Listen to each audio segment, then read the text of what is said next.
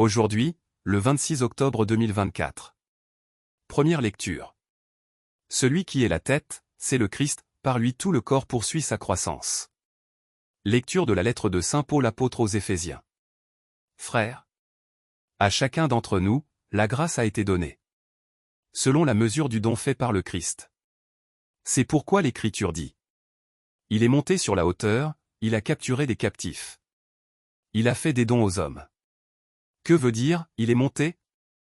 Cela veut dire qu'il était d'abord descendu dans les régions inférieures de la terre.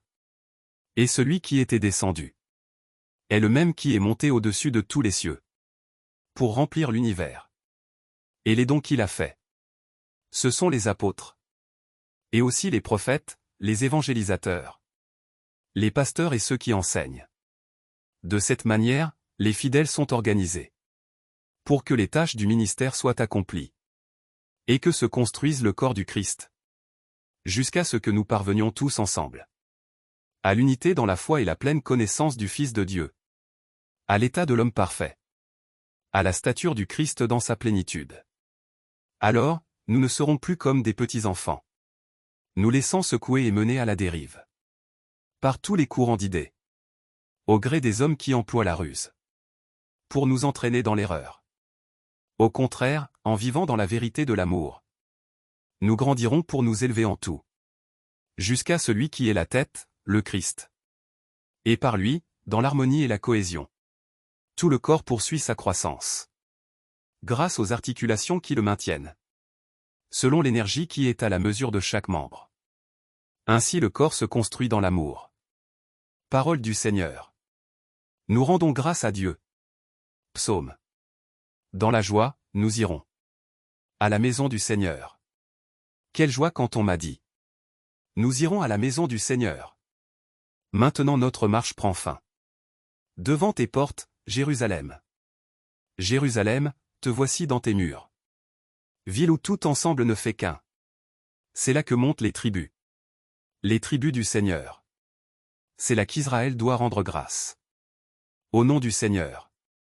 C'est là le siège du droit, le siège de la maison de David. Évangile.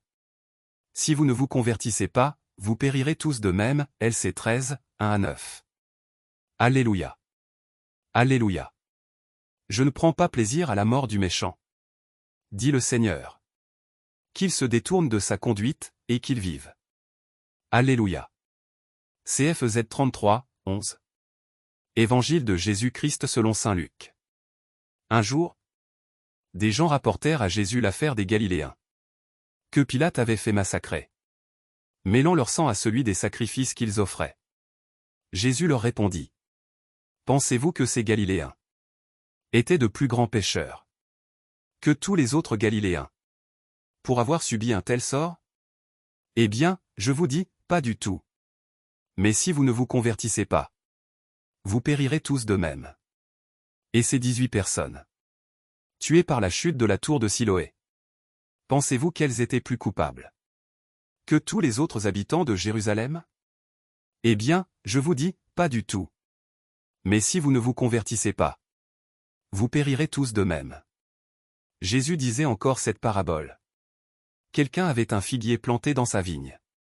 Il vint chercher du fruit sur ce figuier, et n'en trouva pas.